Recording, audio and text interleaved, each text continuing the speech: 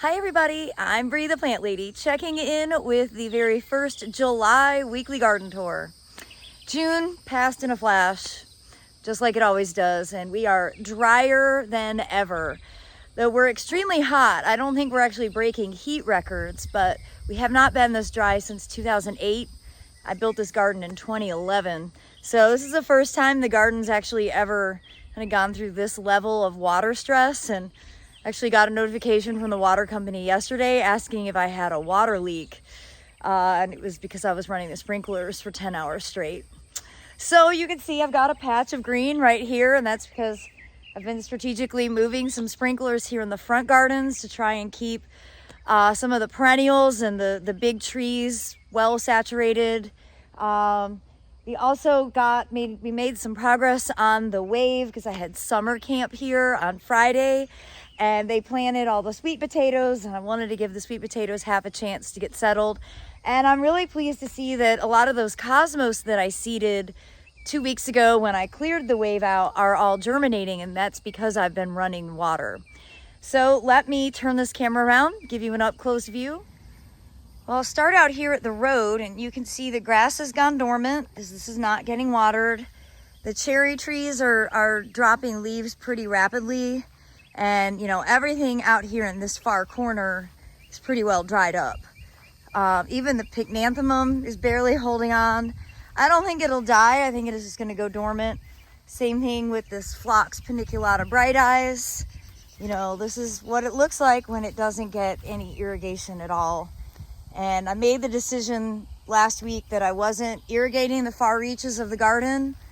And, well, this is the result.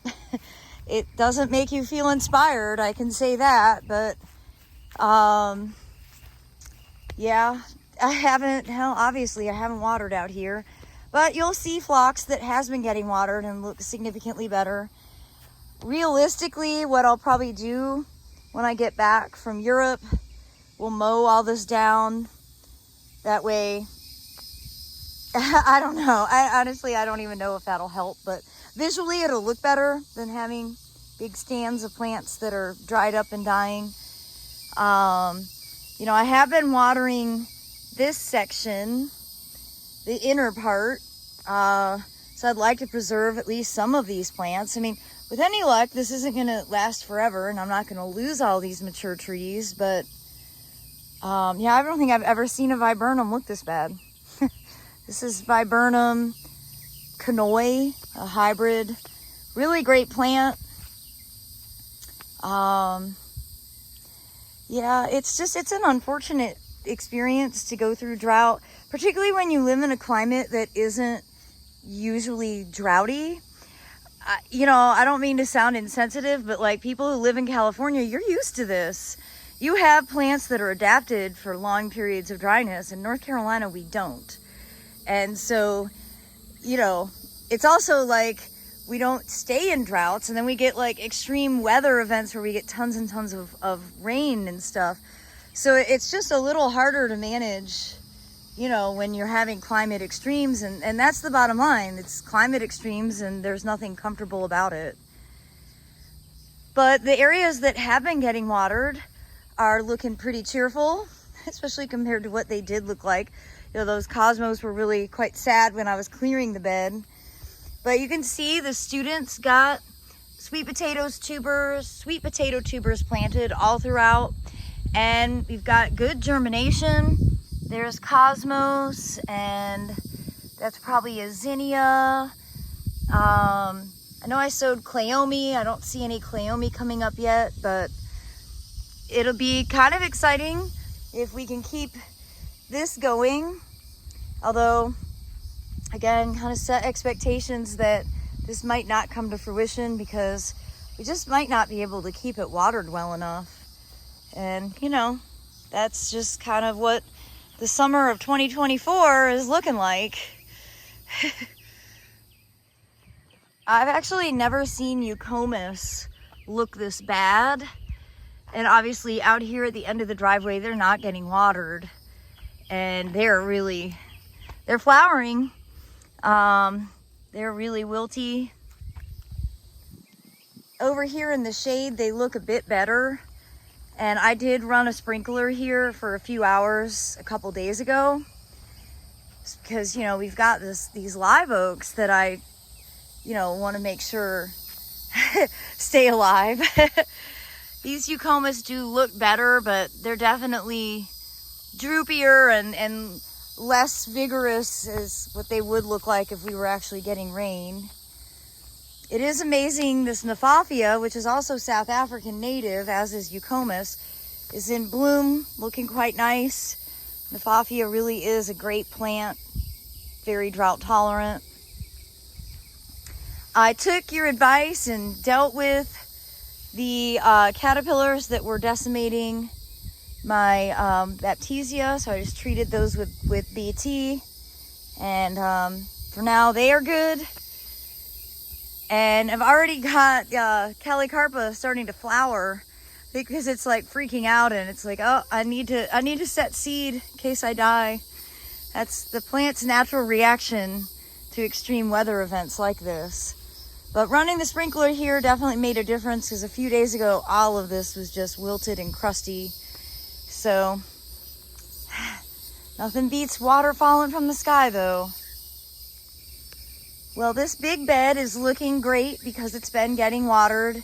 You know, it's since being planted, it's only gotten rain one time. It got half an inch. That's the last time it rained. And everything wilts pretty readily in here on a daily basis. I mean, we're also having temperatures in the upper 90s, and then with the heat index, it's like 106. So even if they were well watered, they would probably still be wilting. But I am pleased to see that with just running sprinklers, stuff has kind of bulked up. Those Cleome from Proven Winners really are so awesome. And this salvia, which was a trial plant from either last year or the year before, it is constantly covered in bees. I don't think I have a single plant in the garden that has more bee activity than this particular salvia, and I don't know its name. It's a hybrid, but it really is awesome. I can see it from my seat on the couch. So it provides me great enjoyment even when I'm not outside sweating. And you can see that the tiger lilies have burst into bloom. And though I don't really like the combination of pink and orange together, it's fine for right now. You know, my plan is, and we're not going to do this now until fall, but we're going to really clear out this bed. We're taking out those compacta holly. We're going to renovate this entire section, but we're not going to do that now until realistically November or December. You know, we're just sort of in get through it mode right now. We're certainly not going to take on any major projects. It's a huge project every single day to wake up. It feels like you're in Groundhog Day. You're just waking up and watering. And I will say we have more writing spiders or banana spiders earlier this year than ever. And they're quite large, and they're sort of all over the place. Can't quite get it to focus on that big spider there, but they're great. They are very helpful for, you know, eating bugs of all sorts. Unfortunately, they also eat butterflies, and the butterflies love the tiger lilies. And that's probably why that spider is right there, because it's just ready to eat the swallowtails. Nature in action. Well, as we come along here, you can see this stand of Phlox paniculata has recovered because, well, sprinkler ran it for a while yesterday. And I'm pleased to see this Annabelle hydrangea has some new life to it. Definitely let this get very dry, but I'm glad I didn't totally lose it. And really encouraged to see that this phlox doesn't look like the phlox out front, and that everything right now under the live oak is not wilted. And that's because I ran the sprinkler yesterday for 2 hours in this spot. Which is precisely why the water company is asking me if I have a leak. No, I have a garden. And I have been keeping the north side of the house well watered because this hose is easy and convenient. and it's definitely showing because it doesn't look like death. So it's nice to come over here. This is shady, and you know, like my least of my worries are keeping the deer off the echinacea. I'm not keeping the deer off the echinacea. They're literally eating every single bit of echinacea basically every single night. But the fact that the echinacea are still alive is probably more important than whether they're getting browsed upon. Of course, the deer are hungry and thirsty, and well, like I said, we're just in survival mode right now. So our highest chance of rain is this afternoon, and we fly out, which is fine because I would totally take a flight delay to have a massive storm hit all of the Raleigh area, but specifically here in Fuquay, and give us some much needed relief. Probably won't work that way, but I've literally tried everything. Like, we've washed cars, we've thrown outdoor dinner parties, I've watered excessively, and we can't seem to figure out a rain dance to bring moisture to us. So maybe having an international flight will be the thing that causes the weather to break, and we'll get just a little bit of relief. Like, the forecast is not looking good. We have a nice cool start to July. I think the high is in like the mid 80s, but then the rest of the week the highs are in the upper 90s, not including the heat index, with no rain chances. So unfortunately these patterns are pretty common.